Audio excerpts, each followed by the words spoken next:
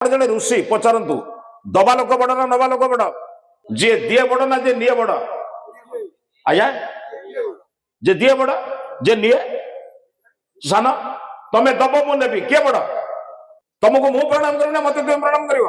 कहले जनक पाखे प्रणाम कले भाग्यवान मु तुम झील मान मत मो वंश को रक्षा करने तुम मत दया कर बोले आज्ञा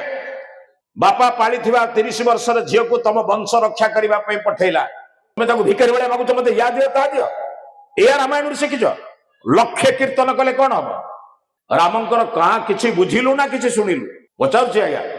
दाता बड़ सर्वदाता को सम्मान दियो कम कथा है